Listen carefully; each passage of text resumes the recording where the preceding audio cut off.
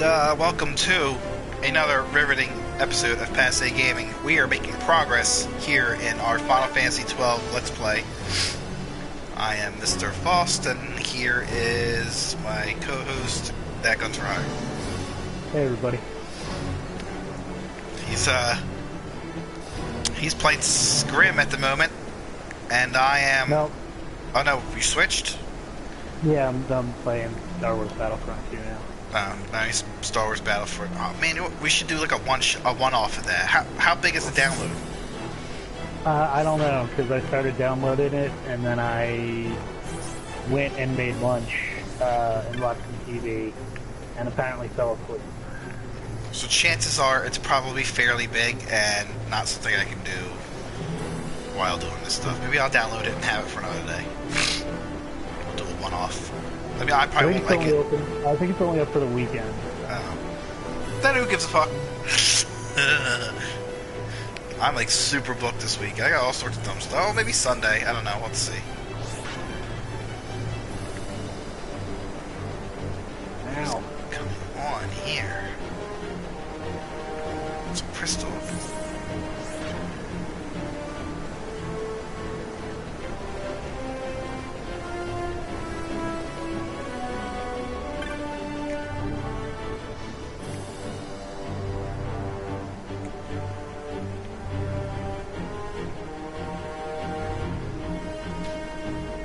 I'm super outnumbered.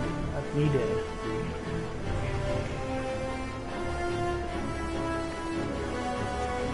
not know what the fuck any of that means.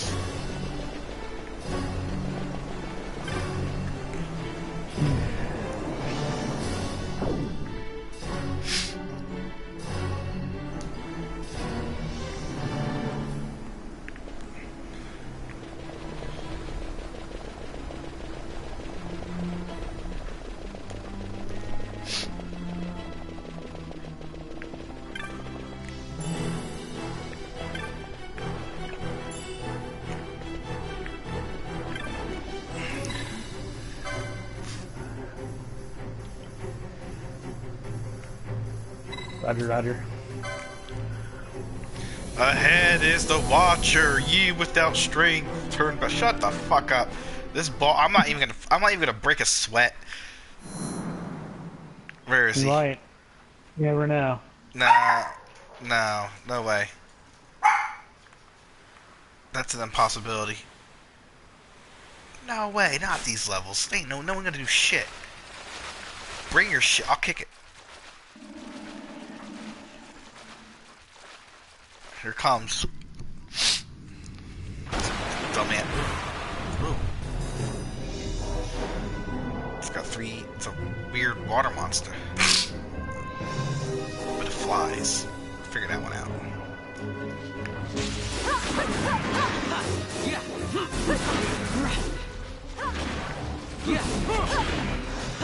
Alright, so we know that Bosch is not doing any damage.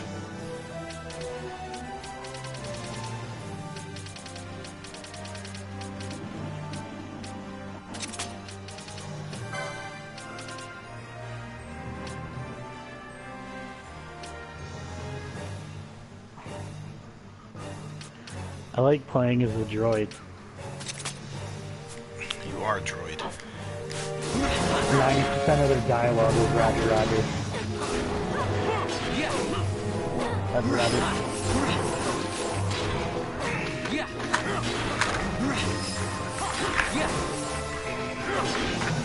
I hear that they just completely said fuck it with the plot of that game. It's literally just a online experience. There's a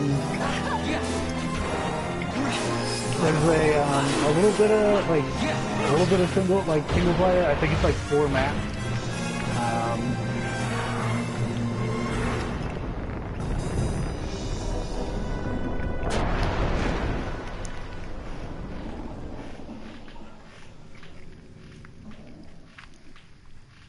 Okay, I guess that dude shot me from around the corner.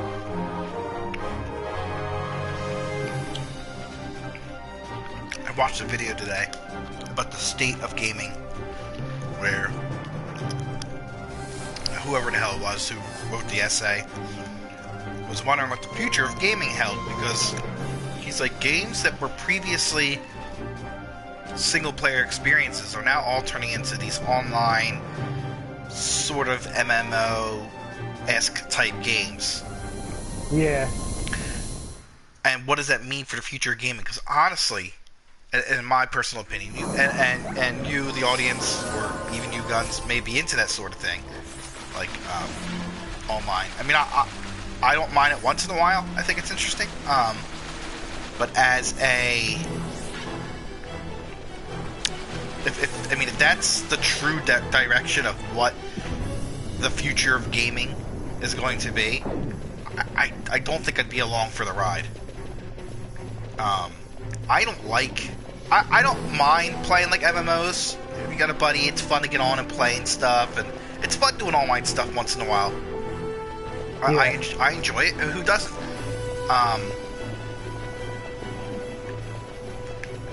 But my opinion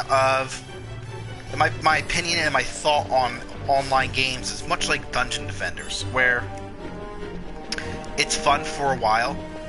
I don't think it matters what game you play. It's fun for a while, and then it's not. And it's simple as that. Eventually, it just becomes a grind fest. And some people dig that, and others don't.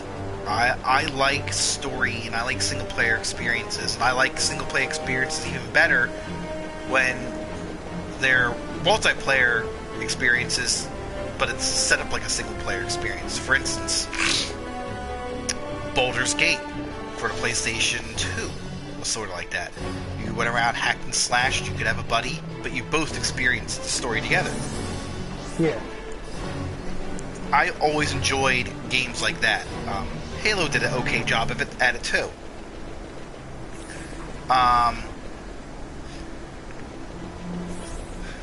Don't, however, like this person was going on to say, like, for instance, Star Wars Battlefront at one time had a single player story, but now it's, just another online shoot 'em up.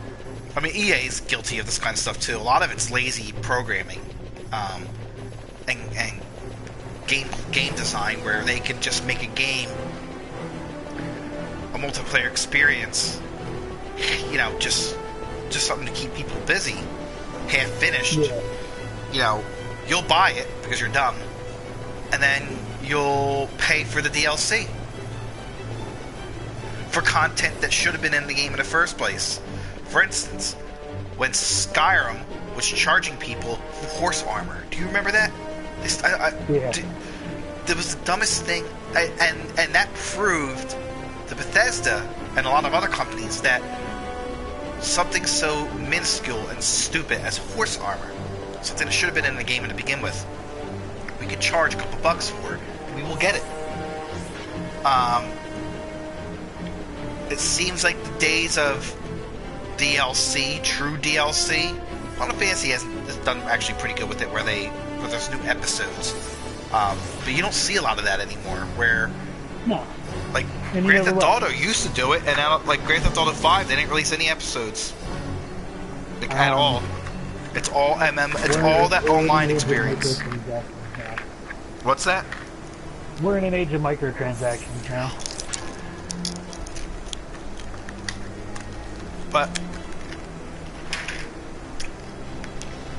But that's not fun.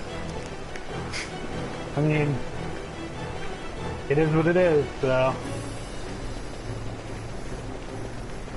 I mean, do you like microtransactions? I mean, like, I can understand playing a full-fledged game and like, hey, you want to try something a little stupid and, for fun, here's a cool outfit.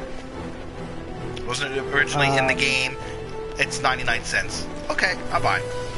What has to happen is a bit, holy shit, I can't aim. Microtransactions have to be limited to a certain thing, right? So, like, if you're playing a game like Overwatch or Call of Duty or Star Wars Battlefront, and there's like loot crates in that game. Like that's fine. And if people want to pay for those, that's cool. But there also should be a way where people can earn them, you know, by playing the game. Yeah. And you're not going to get as many. Okay, whatever. That's the nature of the beast. But where the bullshit comes in is when a company like WB, who is probably way worse than EA at this point. They're a bunch of shitbags. Yeah, I heard they put loot crates in what the fuck? In the new fucking Shadow of War game, and it's a completely single-player game. And it basically circumvents the entire point of playing the game, because in their single-player only loot crates that you have to pay for, the only way you can get them is by buying them with real money. You can get legendary orcs. And if you played Shadow of War, you know that the whole point is getting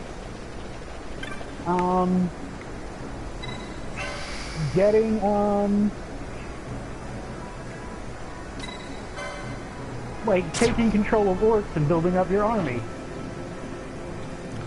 Okay. So like, the real problem you don't even is have to play the game. But like, this is the problem. Is that this is one of the reasons why I'm not entirely on board with the gaming community, because it's the gaming community's fault.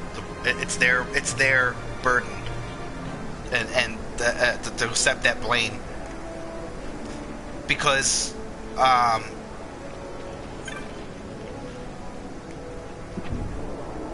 there was no, like, if you just got done paying $60 for a game, and then you're gonna be paying more for that, like, 'cause over time, by buying all these loot crates and stuff. Well, like, why can't you just get the full game that you paid for? See, I was always okay with paying extra for what I would assume was a,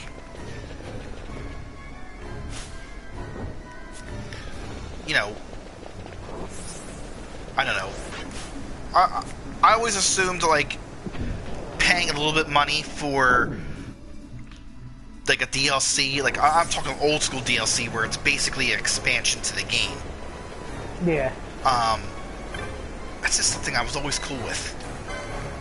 I'm okay paying that money for that, because they had to put time and effort into it, and they had to craft something new for me to be like, oh yeah, that sounds awesome. You know, like, I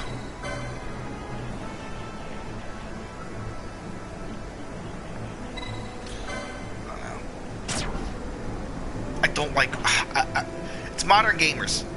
They'll give money for it to be easier. I don't think it really has anything to do with modern gamers. I mean, well, it does, because, like, they're giving money when these companies are doing these things. So wouldn't that mean that I mean, someone's giving these companies money, right? I mean, it's not modern gamers, but it's not like there's like an entirely new generation of people, and they're all the ones paying, you know, all the money for this bullshit. It's a lot of people with, you know, old folks with disposable income too, so, like, it's just people being stupid with their money, and, like, the game may be good, but you can't, you have to be careful and not reward shitty business practices and shitty companies just because they may have put out a good game.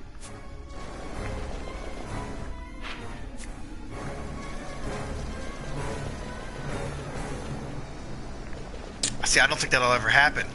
Oh, because we've already... Well, I mean, we've had this discussion before about something similar, where... Remember my argument where the first Assassin's Creed I personally thought was terrible, but yet they somehow managed to make a second one, and then it was good. I mean, according to all you guys, you know, whatever, that's fine. But like any other company or would have just said, "Fuck it, we're done." Like they would have not bothered releasing that. They would have been like, "All right, well, that was clearly a failure. Let's move on." Well, it sold really good, really well, which is why a second one was able to be put out. Regardless of whether or not people thought the game was good, they slapped their $60 down on the table enough time to make Ubisoft say, "Hey, we're going to put out another one of these," because apparently they sell. And then they put out the second one, and at first I don't think it sold as well. I don't really know. It was a long time ago. I don't remember. But I think once word of mouth got around, the game was a lot better than the first iteration. It started to sell better. And then Ezio got a trilogy. And I'm gonna get shot. Yeah, I mean, I'm paying attention to what I'm doing. I don't know. It's just a worrisome thing to think about. Like Grand Theft Auto is a really good prime example. So they were originally going to put out kind of like what they did with Grand Theft Auto 4, with the Battle of Gay Tony and all these extra stories. To add. Basically, they were different, like the whole different games. The same engine, different game. And charge people for it. Okay. Yeah. That's typically what I expect, with especially single-player games. So what ended up happening was they did Grand Theft Auto Online and microtransactioned everything, and they made $500 million. Yeah. And then they were like, "Why are we doing anything else but this?" They did give away some free stuff. I know, and that's because they can afford to. I mean, they're charging you tons of money. They already made their nut. Yeah, they made their money. They're good. They don't mind throwing a little something at their fan base. Like, here you go, guys, enjoy. We've made our pennies. So.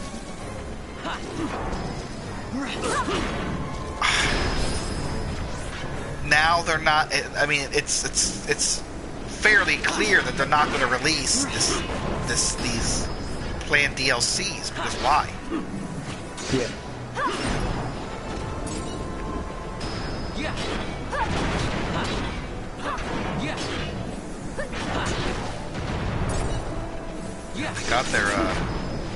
They got what they came for. I don't know. It's.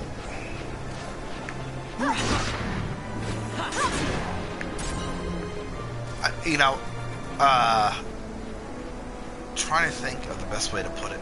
Change is not always good. Progress is not always good either. You can move forward, and things just get shittier and shittier, and that's just the way it is. I mean, sometimes progress is great. Some of these games are absolutely gorgeous looking, and then you play them, and you're sad in your heart because you realized you could take it. So it's kind of like No Man's Sky. It's a beautiful looking game, and they made a lot of big promises, and everyone was like, "Hey, this is gonna be some cool ass shit," and then they charge you their $60, and then they don't deliver. They got your money already.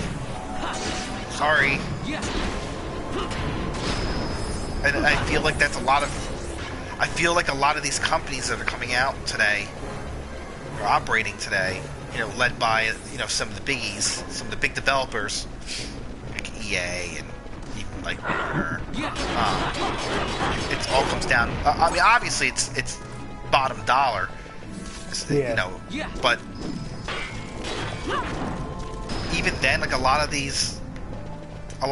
want to put out like a good story or something that they can be proud of, and I feel like a lot of these companies don't care. Like they hit that hype train really hard, and they put out like a decent product, but I mean, it's designed solely to get more money out of you. Like, they want more than the $60 you gave them. They want 160, 260. Yeah. You know, they just want more and more and more. Like, when, like you said, like how and when does it ever stop, or does it not stop? It's just literally just the future of gaming. I mean, it's the future right now. That's a fair assessment.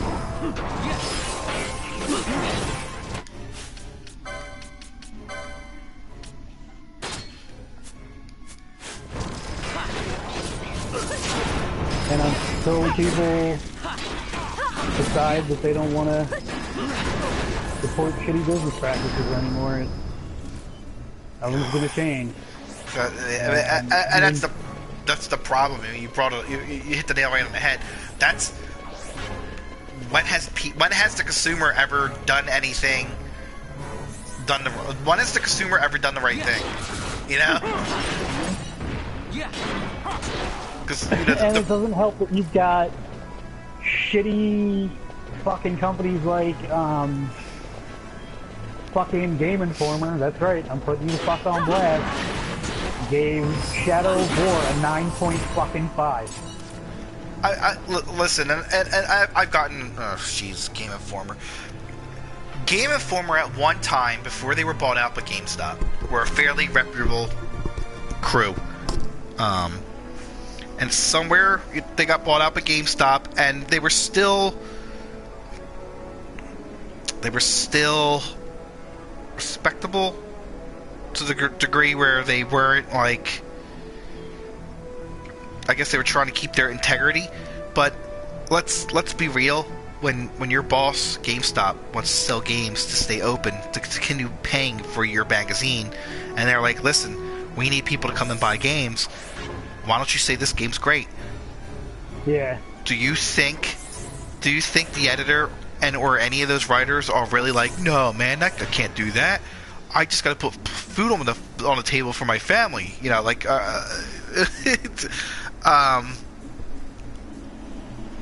I know, like, do you remember what was that game magazine in the 90s? And it had, like, the little faces, like, they had little characters. What was it?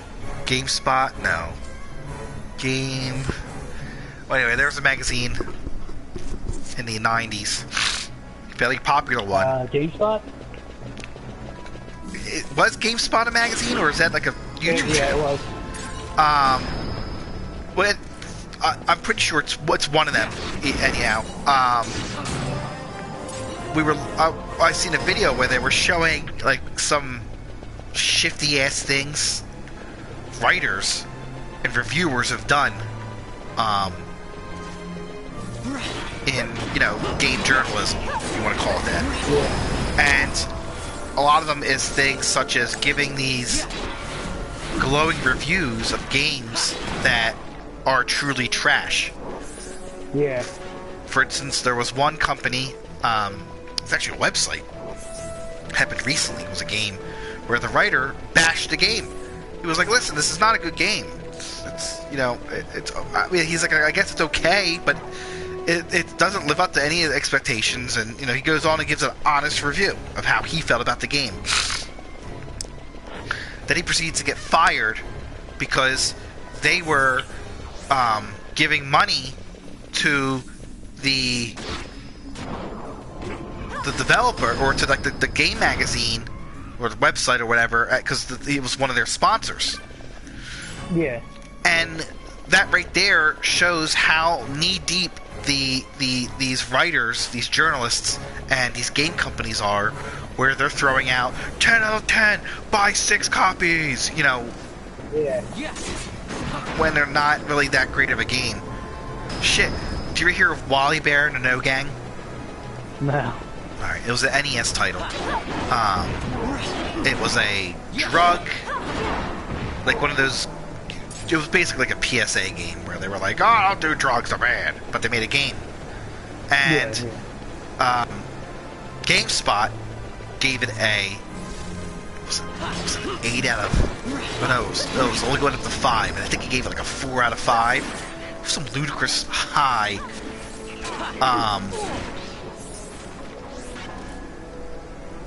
rating for a broken game. And it just goes to show you, like, they, you know, you put a little bit of money in their pocket, and they're going to say all sorts of great things about your game. Especially like when you look at a lot of these journalists and like even like these what do you call it? Game review YouTube channels. I'm not going to name any, but they have toys all over the place given to them by developers. Yeah.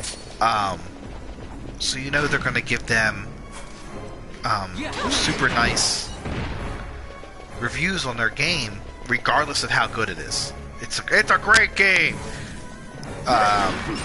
Regardless. I mean, maybe it's a sign of the times. Maybe it was bound to happen. Gaming grew up, and just like movies, it's gonna run into the same stupid bullshit that films have to deal with. You know, wetting each other's wetting each other's whistles, and I don't know, giving each other hand jobs in the back, so that way you get a good review. That kind of mentality that seems to be run rampant in like film. I think finally caught up to games. Like maybe this is a part of gaming culture grown up. Is this? Yeah. You know, for how dirty and gross it sounds, you know, maybe this is what's gonna. This is just like the tip of the iceberg of what's to come. I mean, they're still. These games are still. They're still. You still get single player and games, and you still get, like, Final Fantasy did a great job, I think, with the DLC. Full fucking episodes and a ton of free stuff. You know, kudos to Square Enix, at least for Final Fantasy 15, for giving out a whole bunch of cool stuff. And all their you know, season pass or whatever was reasonable. You're getting like 3 additional stories and a bunch of free shit. You know, for whatever it was, $19, $20, I don't know. That's fair. That's a reasonable price to pay for additional content, and it's full content. It's not stuff that could already have been in the game. I know I keep harping about this fucking Shadow of War game, but I haven't been this upset about something since Trump got fucking elected. Their season pass is on sale right now.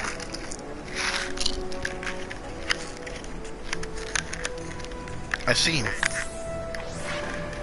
You can buy the season pass already, but the game's not even out yet.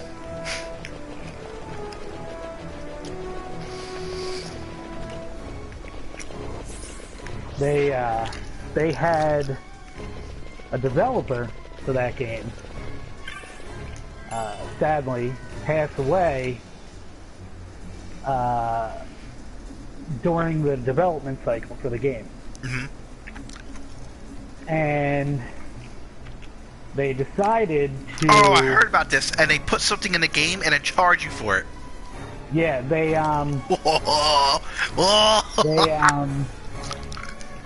they created a special character that you could buy. And it's not even that you have to pay for it, because I understand.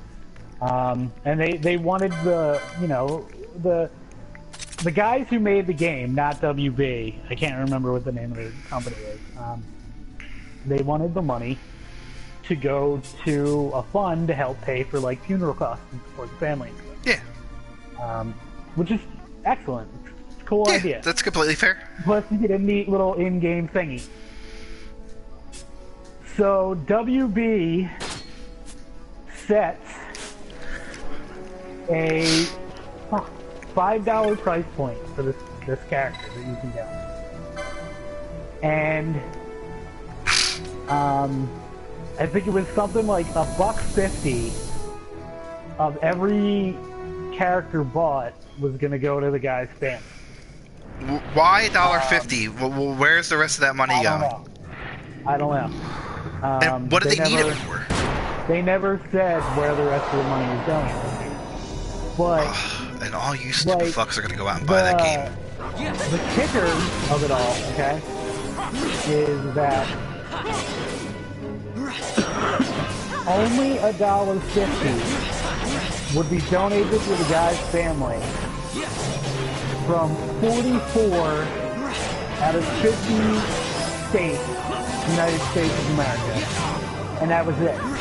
Nowhere else where the character was bought was any of the money going to be going towards the guy's family. Why? I don't know. Warner Brothers. And then once people found out and started giving them a bunch of shit, they put out some weird press release about how more money was going to his family than they would be making because of like fees and like processing bullshit, and it didn't make any sense because there's no way that you need like $3.50 for processing fees or any kind of like, you know, fee that you know, they would have to pay for the Yeah, I mean, Uncle Sam wants his 20%, but I mean, other than that, where, I mean, I don't. They should be embarrassed. No sense. They should be embarrassed. And if anybody had half a fucking mind, not buy this fucking game. People are lining up for it. I never even played one of these before. I have no interest whatsoever. The first one was alright, but this one, like, they're like taking liberties with like fucking Tolkien's world and fucking changing a whole bunch of shit. And it's just a bad deal all around. I would be embarrassed if I was the creators of this fucking game.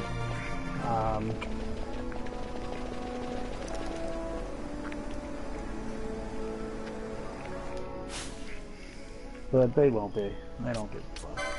Nope, they got their money. Yeah. It's a shame. Well, folks, there you have it. Go out and buy that game. Be a douchebag. You're going to buy it anyway, no matter what we say. I had a pre-order on it, and I called GameStop and canceled it.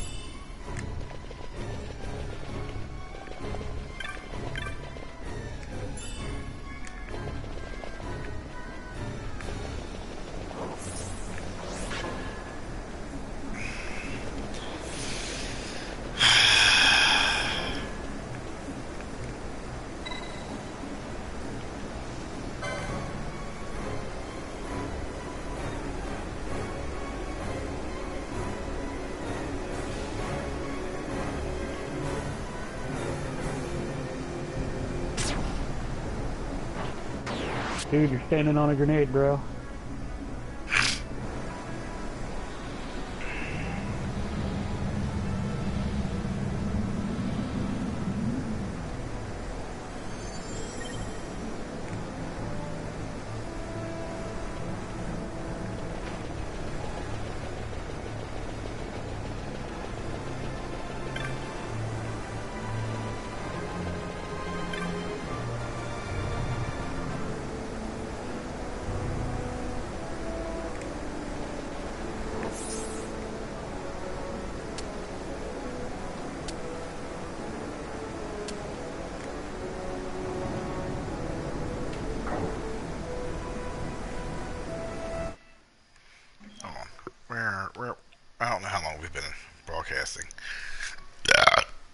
Excuse-moi.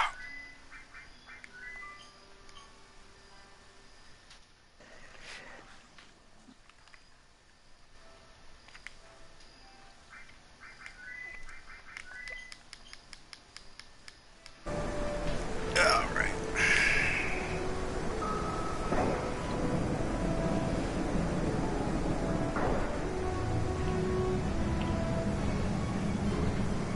Sure, dude, I'm not shooting you in your dumb drone face.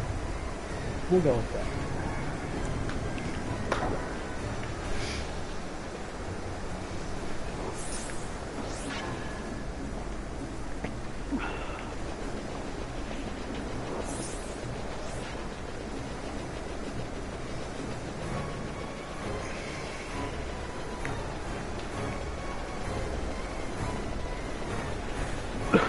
Woo! We did it! We got the droids from taking Naboo.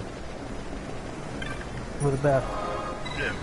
Naboo fucking sucks. I would have let it fucking burn to the ground.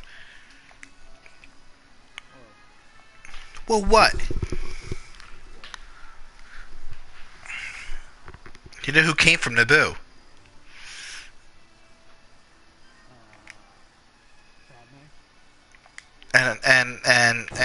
And her homeboy. They both need to go. She does. He never counts.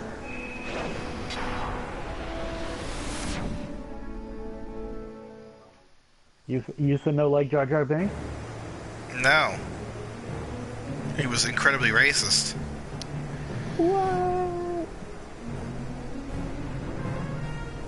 Misa don't want to get beat by Massa. Shut up, my God, they can't do that.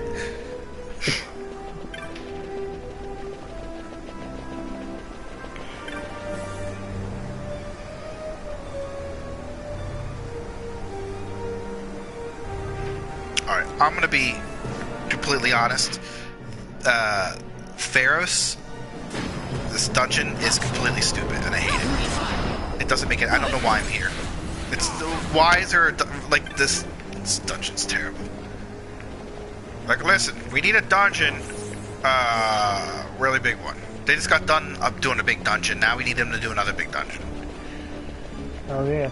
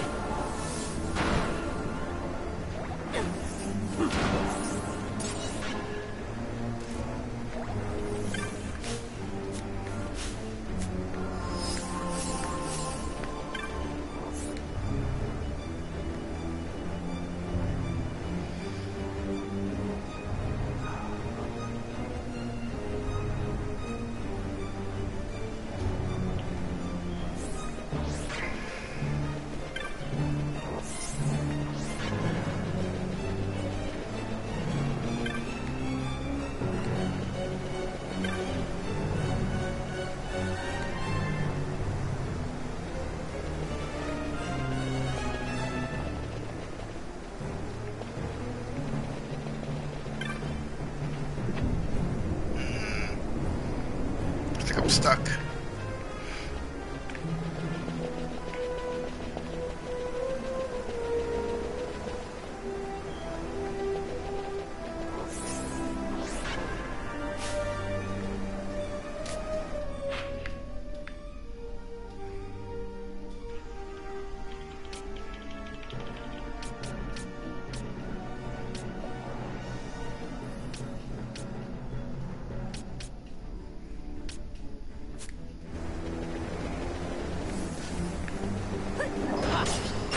Rocket droid!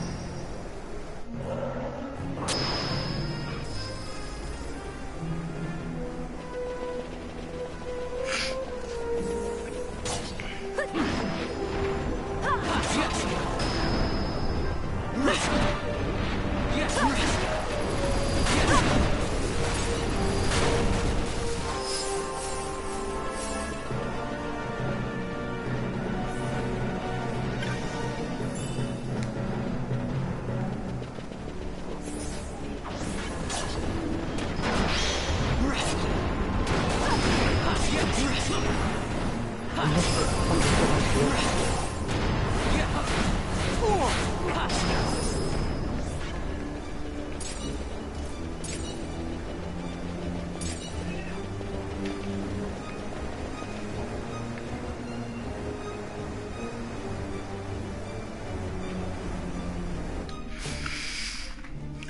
let's look this up. It's starting to get on my nerves.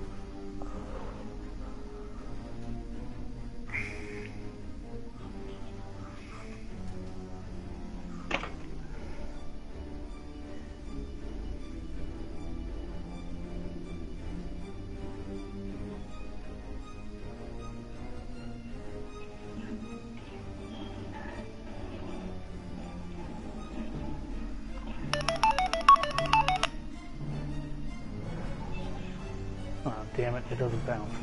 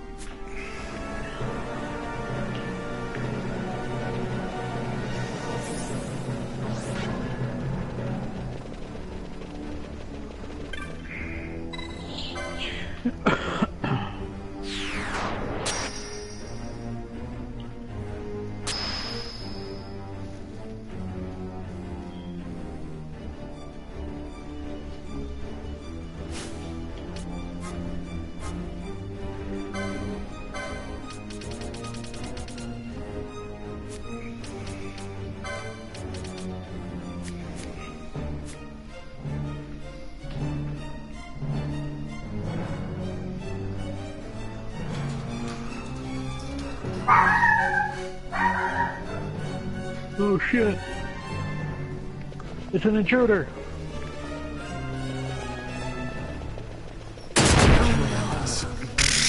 Damn.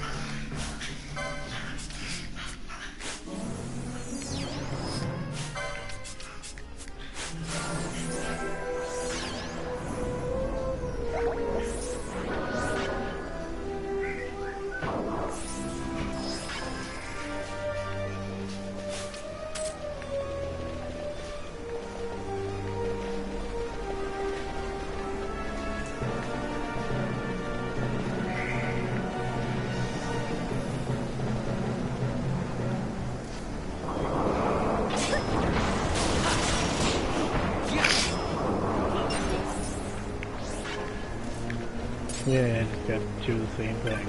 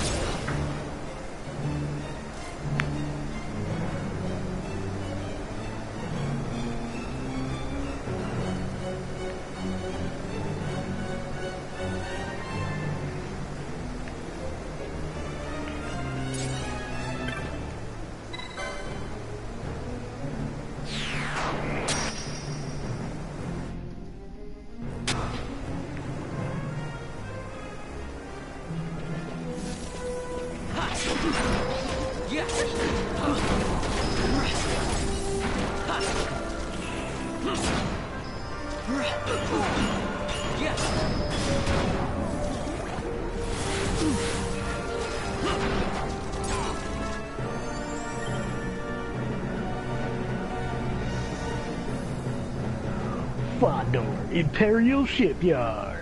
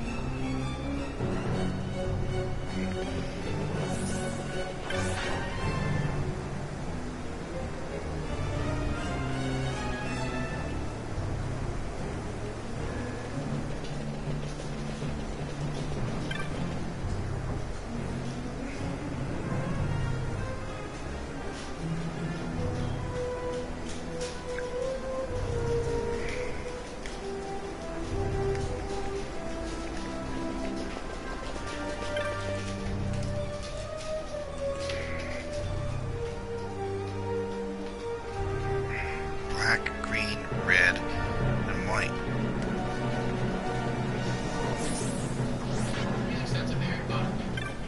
Doesn't it? It sounds like it's I've noticed it the entire time, like this.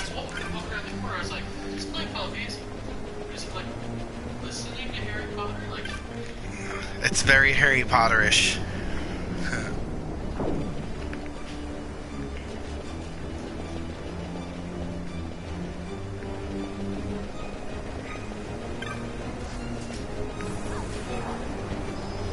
For some reason this is not working. I might have to...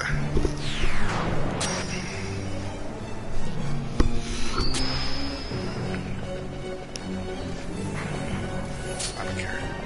Bye, everybody.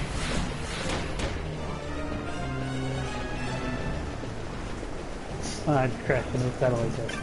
Yeah! I'm the best pilot ever. Green.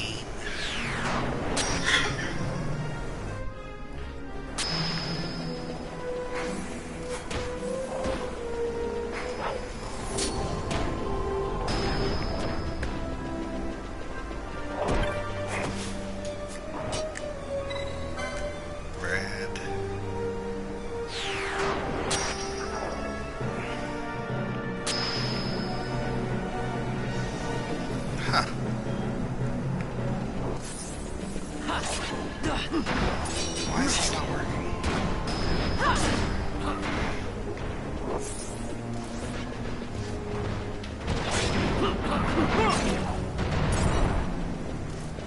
White.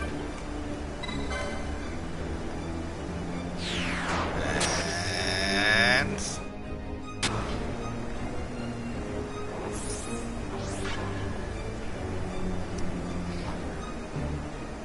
I have no idea what's going on.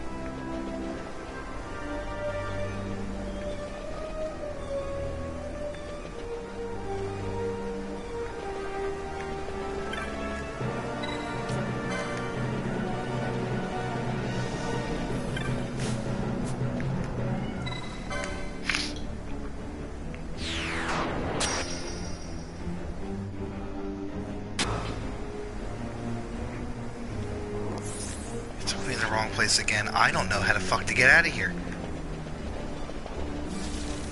I hate this fucking game.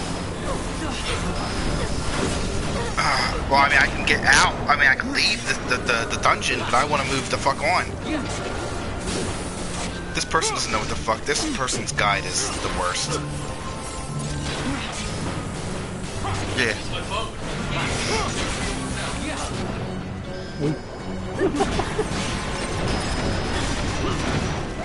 Here's where it starts to get Final Fantasy.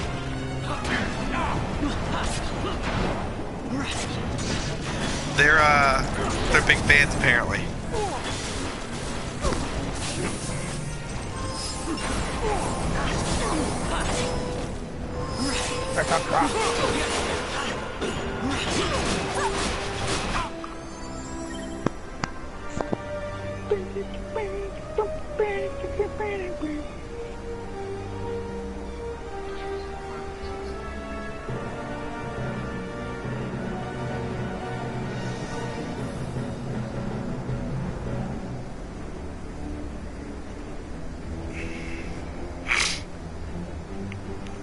The lower floor area is where you find a green urn.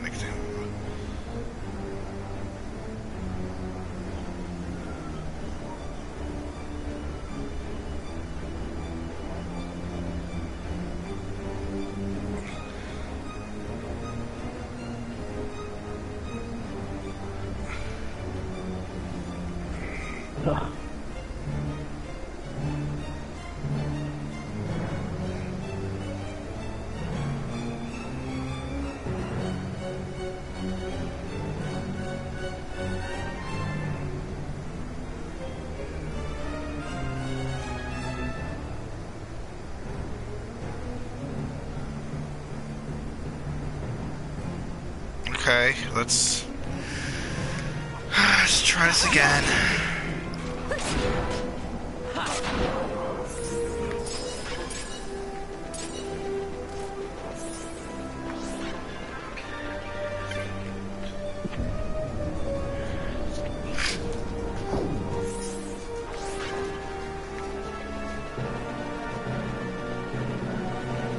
Alright.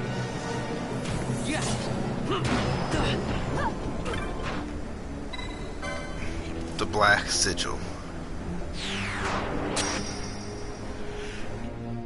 Now we're at the green sigil.